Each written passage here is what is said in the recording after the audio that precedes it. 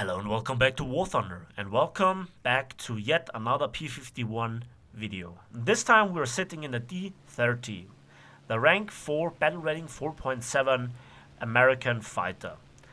It is the last single engine fighter with a prop engine within the American tech tree in this branch.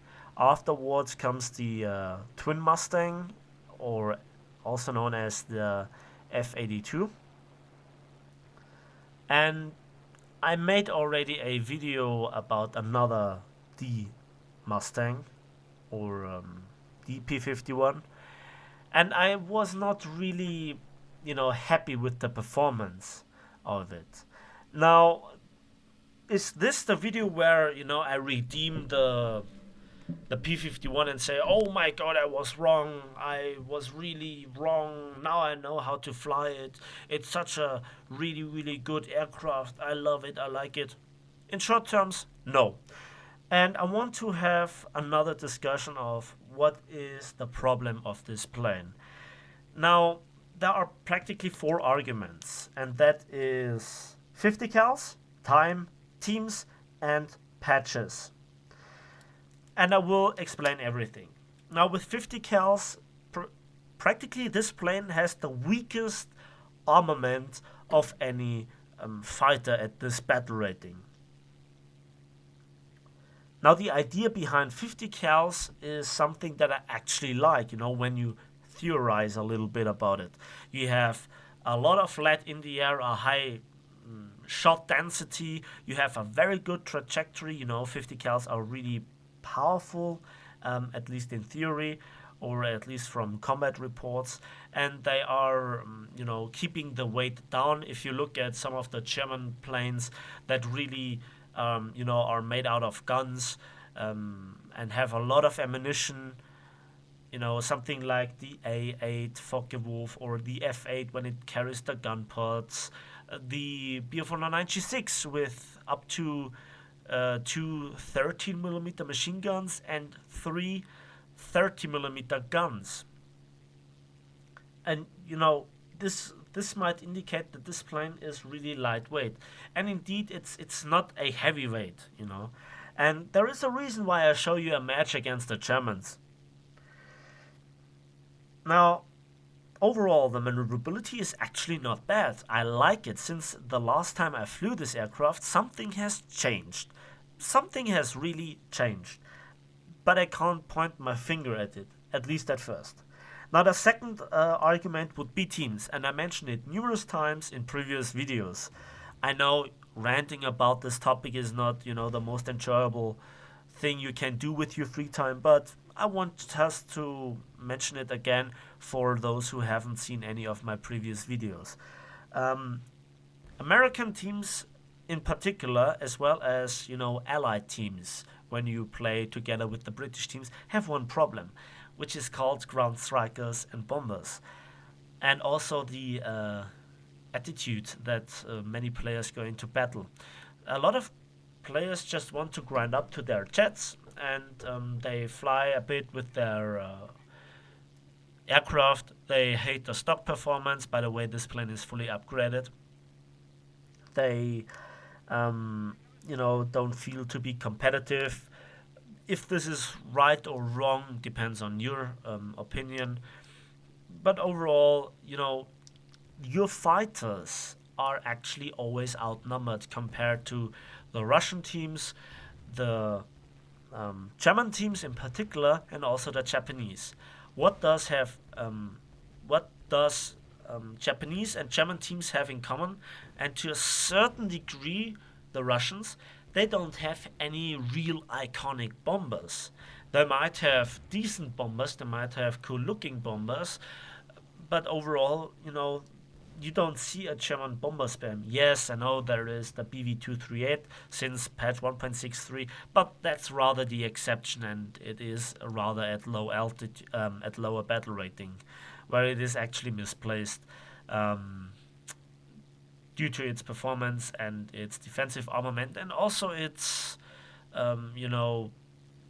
when it was actually, built, at least a prototype. I have no idea what this guy was doing. He just simply seems to have disconnected. There was no message that he bailed out, crashed, or disconnected. So I have no idea. Seems to be a ghost plane, whatever.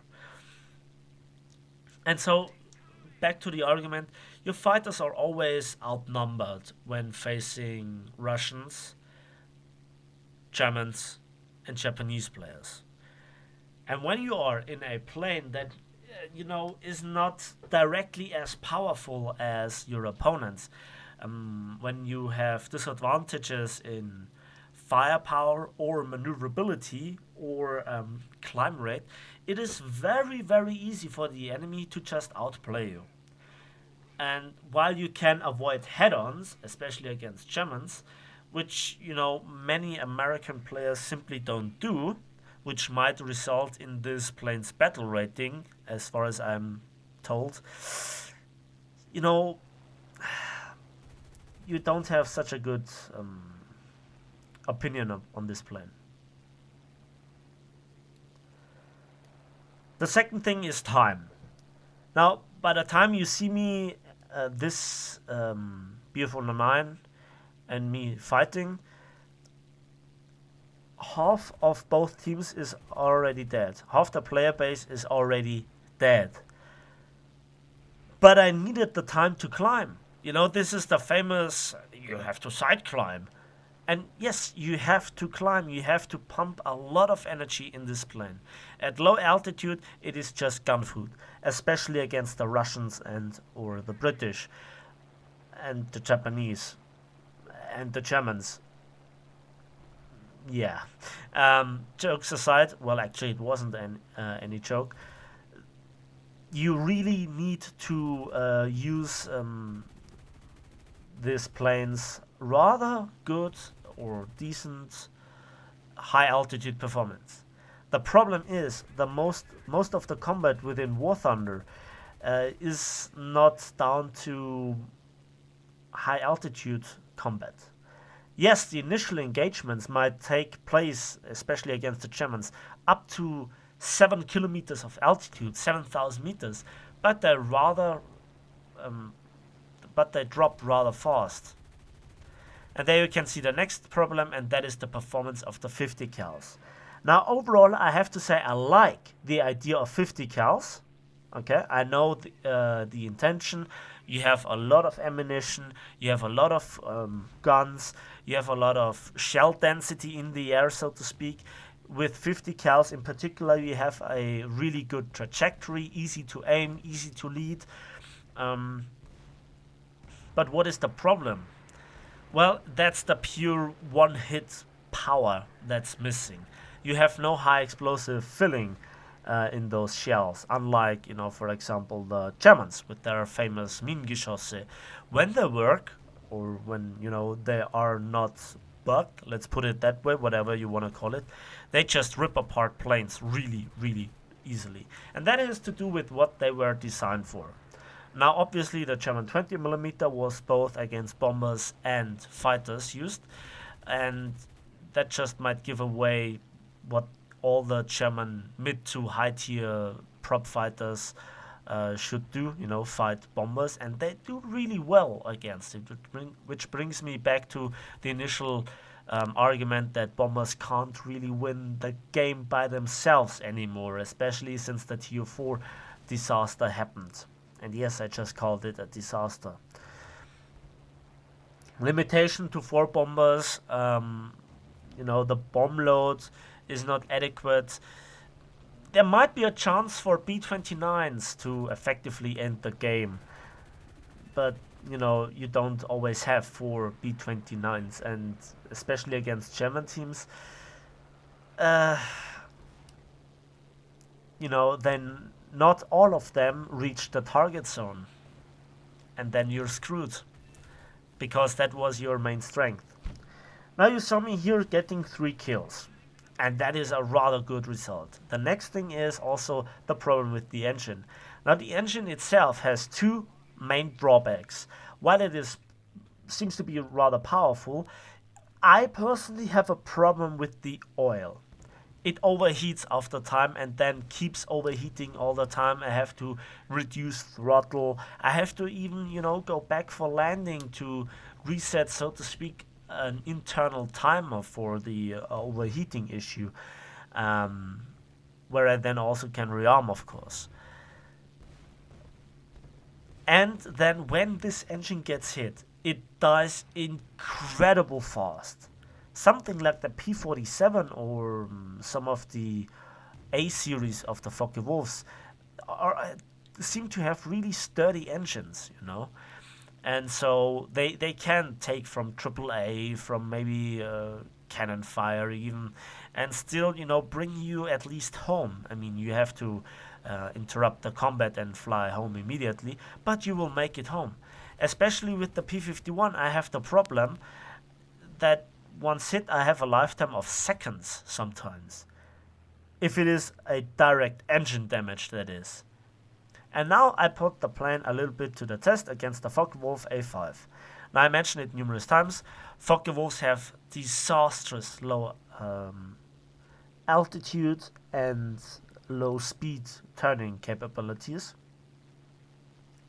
And so I put the plane a little bit to the test. At this time I saw no direct danger of getting, interrupted by a second fighter that just would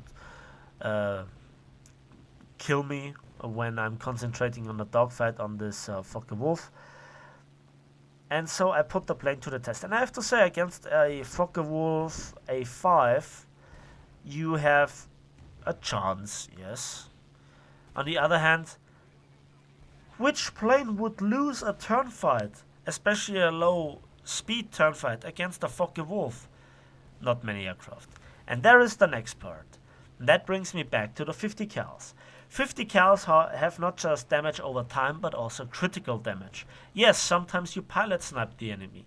Yes, sometimes you have an incredible RNG hit and rip off the wing, especially of Me-410s. If you might remember the game on Norway that I recorded with the other D-series Mustang. But also you snap control cables, you set stuff on fire. And there is the problem. It both takes time to burn the enemy down and also letting him crash into the ground. And that is way, way too much time. Because very often, the enemy drags out the dying process by, especially when the control cables are cut off from the tail. They just might try to go back to the airfield with flaps, and then you don't get credited the kill. Either because the enemy gets registered as crashed, which is highly frustrating, or he indeed makes it back, which I myself did a few times, and it just feels so good if you survive this. On the other hand, if somebody burns, he can put out the fire and just as well make it home. And in both cases, when they don't die within seconds, you have the problem of the British cannon birds, especially Griffin Spitfires and Typhoons and other allied aircraft like to go after your critted, enemies that you put so much effort in critting and taking out effectively, and they steal the kill from you, and that is so frustrating. And this happens so often to me. What can you do? Can you report this guy for what? Kill stealing? There is no such thing as kill stealing, some argue. Others say, well, you didn't kill him and he just secured the kill, preventing him from surviving. And, at the end of the day, it doesn't matter what is right or wrong. You don't have the kill, You can't pay the bills, so to speak. And so it is... Sometimes I wish that this aircraft just has 2 Hispano cannons. In my opinion, it would really enhance the gameplay experience, at least in my opinion. Then what about... the combat effectiveness. Now, when I engaged the first enemy again, half of both teams' players were already dead, taken out. Yeah, so while this plane is definitely more powerful, it is not that much better. A short look at the post-battle results shows that for 3 kills, 1 assist, I got nearly 90,000 silver lines and just over 5,000 modification research points. So I hope you liked the video. Let me know in the comment section what you think. Please give this video a like if you did, subscribe if you want to see more, and we will see each other in the skies of War Thunder.